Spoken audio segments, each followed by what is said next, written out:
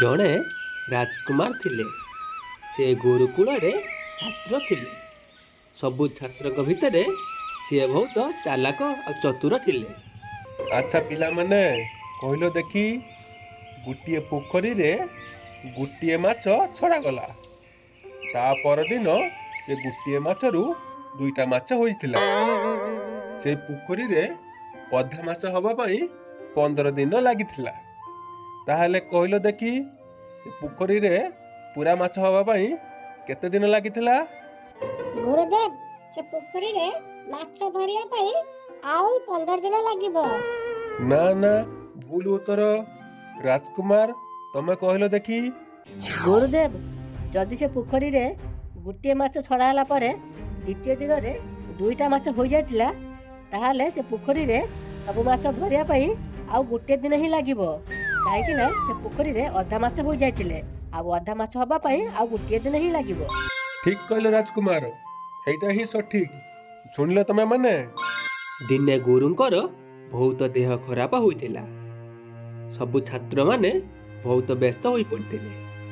ଗୁରୁ ରାଜକୁମାରକୁ ପାଖକୁ ଡାକିଥିଲେ ଆଉ ତାଙ୍କ ଦେହ ଭଲ ହେବା ପାଇଁ ଉପାୟ କହିଥିଲେ।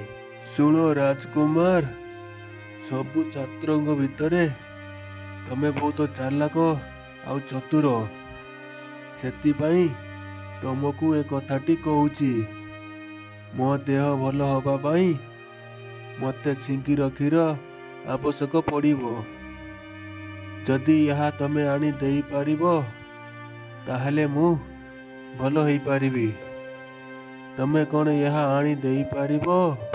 ଗୁରୁଙ୍କର ଏମିତି କଥା ଶୁଣି ରାଜକୁମାର ମନେ ମନେ ଭାବିଥିଲେ ଆଉ ଗୁରୁଙ୍କୁ କହିଥିଲେ, ଗୁରୁଦେବ, ଆପଣ ହେଲେ ଆମର ଗୁରୁ। ଆପଣ ପାଇଁ ସବୁ କିଛି କରିପାରିବି। ଯାହା ବି ଆବଶ୍ୟକ ପଡ଼ିବ ମୁଁ ଆଣି ଦେଇପାରିବି।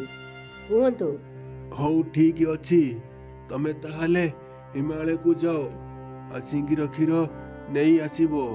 ଗୁରୁଙ୍କର ଆଜ୍ଞା ପାଇ ରାଜକୁମାର ଜଣକ ତାଙ୍କ ମାଙ୍କୁ ଦେଖା କରିବାକୁ ଯାଇଥିଲେ।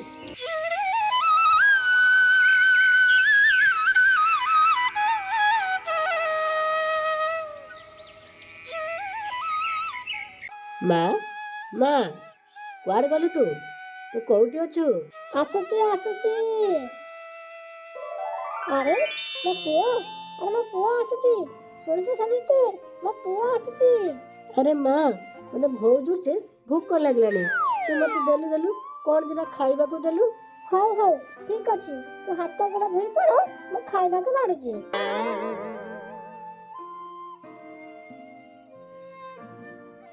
ମା, ଗୋଟେ କଥା କହିବି, ତୁ ରାଗିବୁନି ତ? ଆରେ କ'ଣ ରେ? ଆରେ କୋଉ କଥା କହିବୁ? ହଉ କହ। ମା, ଆମ ଗୁରୁଙ୍କର ଦେହ ବହୁତ ଖରାପ ଅଛି, ଆଉ ତାଙ୍କ ଦେହ ଭଲ ହେବା ପାଇଁ ସିଙ୍ଗିର କ୍ଷୀର ଆବଶ୍ୟକ ପଡ଼ିବ।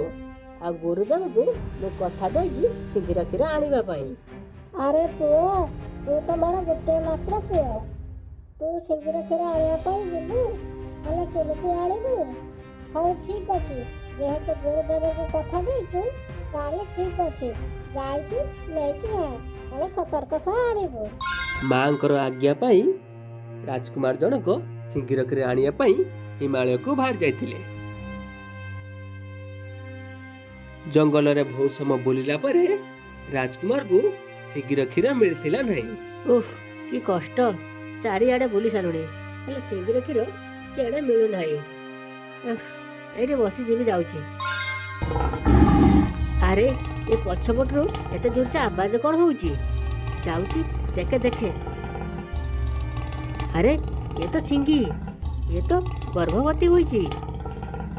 ସିଙ୍ଗିର ଏମିତି ଅବସ୍ଥା ଦେଖି ରାଜକୁମାର ଜଣକ ତାଙ୍କୁ ସାହାଯ୍ୟ କରିବା ପାଇଁ ଭାବିଥିଲେ ଆଉ ଆସ୍ତେ ଆସ୍ତେ ତାଙ୍କ ପାଖକୁ ଯାଇଥିଲେ।